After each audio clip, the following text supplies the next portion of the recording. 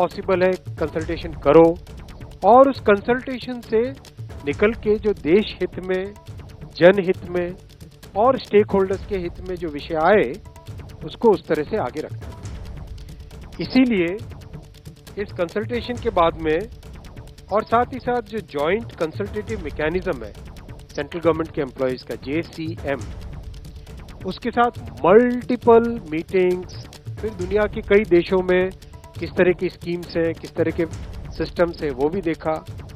फिर भारत की जो अर्थव्यवस्था है और केंद्र सरकार का बजट है उसको समझने के लिए रिजर्व बैंक ऑफ इंडिया के साथ, वर्ल्ड बैंक के साथ, सबके साथ कंसल्टेशंस हुए, और इस कंसल्टेशन के बाद में एक यूनिफाइड पेंशन स्कीम का रिकमेंडेशन इस कमेटी ने किया। और आज प्रधानमंत्री श्री नरेंद्र मोदी जी की अध्यक्षता में यूनियन कैबिनेट ने यूनिफाइड पेंशन स्कीम को अप्रूव किया है, इसको अनुमोदित किया है, और ये स्कीम अभी आने वाले समय में लागू होगी। इस स्कीम के 5 पिलर्स हैं। सबसे इंपॉर्टेंट विषय था कर्मचारियों की तरफ से कि हमें अश्योर्ड अमाउंट एक चाहिए, जो बहुत लॉजिकल और वाजिब रिक्वायरमेंट था।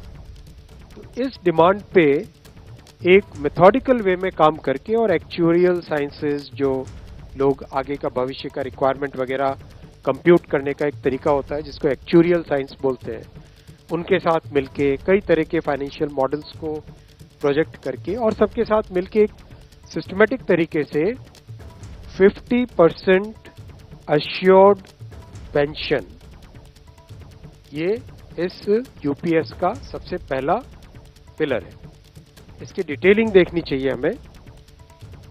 जो ये अमाउंट मिलेगा वो रिटायरमेंट से पहले के 12 महीनों की एवरेज बेसिक पे का 50% होगा। मैं रिपीट कर रहा हूं, अश्योर्ड पेंशन का जो अमाउंट है that will be the average of basic पे ऑफ 12 मंथ्स बिफोर सुपर एनुएशन, उसका 50% होगा। और इस फुल पेंशन के लिए जो क्वालिफाइंग एज रहे, क्वालिफाइंग सर्विस रहेगी, वो रहेगी 25 ईयर्स, यानी 25 वर्ष तक अगर किसी ने काम किया है, सेवा की है, तो उसको फुल पेंशन यानी जो ये अश्योर्ड पेंशन का अमाउंट है वो मिलेगा। 25 साल से अगर कम है लेकिन 10 साल से ज्यादा है तो उसमें प्रोपोर्शनेट पेंशन रहेगी, प्रो रेटा वो पेंशन का अमाउंट बनेगा। जो कभी किसी कर्मचारी की डेथ हो जाए तो फैमिली पेंशन एक बहुत बड़ा, स्पाउस के लिए ये बहुत बड़ी एम्प्लॉयज की एक रिक्वायरमेंट थी, डिमांड थी। तो सेकंड पिलर इस यूपीएस का है अश्योर्ड फैमिली पेंशन। किसी भी कर्मचारी के डिमाइज से पहले, इमीडिएटली पहले जो पेंशन थी, अमाउंट था, उसका 60% मिलेगा एम्प्लॉय के, डिसीज्ड एम्प्लॉय के स्पाउस को। ये सेकंड पिलर है। थर्ड पिलर है अश्योर्ड मिनिमम पेंशन। कई बार देखा कि सर्विस कम होती है और कंट्रीब्यूशन जितना हुआ है उससे एक सफिशिएंट अमाउंट नहीं मिल पाता था, और ये अपने आप में एक बड़ा विषय था केंद्र सरकार के कर्मचारियों का और एनपीएस में जुड़े सभी कर्मचारियों का।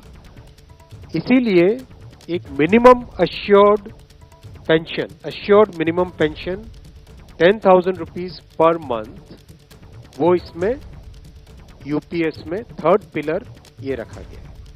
इसके साथ आगे वाले पॉइंट को जोड़ के करेंगे तो अगर डीएनएस रिलीफ यानी महंगाई से रिलेटेड रिलीफ जो मिलेगी तो वो आज की तारीख में होते होते करीब 15,000 रुपए पर मंथ हो जाती है, which is a substantial relief part of this entire pension system.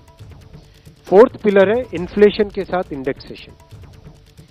जैसे केंद्र सरकार के एम्प्लॉयज के लिए सैलरी में डीएनएस अलाउंस होता है, उसी पैटर्न पे जो इंडेक्स है, सेम इंडेक्स को यूज करके all India consumer price index for industrial workers, इसको यूज करके assured pension assured family pension और अश्योर्ड मिनिमम पेंशन, इन तीनों के तीनों जो आपने पिछले पेज पे ये तीनों पिलर्स देखे, assured pension, assured family pension और अश्योर्ड मिनिमम पेंशन, इन तीनों के ऊपर इन्फ्लेशन इंडेक्सेशन डीएनएस रिलीफ के बेसिस पे मिलेगा। डीआर, डीए की जगह डीआर, डीएनएस रिलीफ। पांचवा पिलर है इस स्कीम का lump sum payment at superannuation in addition to gratuity. ये एक तरीके से बहुत ही इंपॉर्टेंट और बहुत ही बड़ी एक रिलीफ मिलेगी। जब सुपर एन्युएशन होता है तो उसके बाद में इंसान अपनी लाइफ को प्लानिंग जिस तरह से करना चाहिए तब कई बड़े खर्चे आते हैं, इसलिए ये लंप सम एक अमाउंट तय किया गया। ये है कि हर 6 महीने की सर्विस के लिए मंथली एमोल्यूमेंट्स विच मीन्स पे एंड डीए कंबाइंड, उसका 10% अमाउंट। तो ये एक अपने आप में सब्सटैंशियल एक अमाउंट रह जाएगा। जैसे मान लीजिए किसी का 30 इयर्स की सेवा है तो उसमें करीब करीब 6 महीने की सैलरी, समनाथन साहब दैट्स करेक्ट ना, करीब करीब 6, तो उसको 6 महीने की इमोल्यूमेंट्स जो उसकी रहेगी पे प्लस डीए मिला के वो एक लमसम अमाउंट की तरह मिलेगा। ये 5 पिलर्स को लेके आज यूनिफाइड पेंशन स्कीम अप्रूव हुई है। ये स्कीम केंद्र सरकार के करीब 23 लाख कर्मचारी, करीब 23 लाख एम्प्लॉयज हैं, उनको इसका बेनिफिट मिलेगा। ऑप्शन रहेगा, कोई अगर एनपीएस में रहना चाहे तो एनपीएस में रह सकता है, यूपीएस में ऑप्ट करना चाहे which is naturally a very attractive scheme तो उसमें ऑप्ट कर सकता है। प्लस राज्य सरकारें अगर इसी फ्रेमवर्क को, इसी आर्किटेक्चर को यूज करना चाहे तो राज्य सरकारें भी इस आर्किटेक्चर को यूज कर सकती है। अगर राज्य सरकार के कर्मचारी भी इसमें शामिल होते हैं तो करीब 90 लाख के आसपास टोटल कर्मचारी इसका बेनिफिट मिलेगा। सबसे इंपॉर्टेंट जो आज के इस फैसले का बहुत ही महत्वपूर्ण पार्ट है वो है कि कर्मचारियों पर इस स्कीम का भार नहीं पड़ेगा। आज एम्प्लॉइज 10% कंट्रीब्यूट करते हैं और आपको जानकारी होगी कि 10 वर्ष पहले तक सरकार भी 10% कंट्रीब्यूट करती थी, यानी 10+10 टोटल कंट्रीब्यूशन होता था। लेकिन मोदी जी ने 2019 में इस 10% कंट्रीब्यूशन को बढ़ा के 14% किया था। जो केंद्र सरकार का कंट्रीब्यूशन है उसको बढ़ा के 14% किया था। That itself was a very big contribution, big jump in the amount of contribution. अब वो कंट्रीब्यूशन बढ़ के 18.5% हो जाएगा। वो कंट्रीब्यूशन बढ़ के 18.5% हो जाएगा। ये स्कीम 1/4/2025 से लागू होगी। तब तक इसके लिए जो भी सारे स्ट्रक्चर्स, पोर्टल वोटल सब बनने होंगे, रूल्स रेगुलेशंस, वो सारे बन जाएंगे 1 अप्रैल 2025 से। 1 अप्रैल 2025 से लागू होगी ये स्कीम।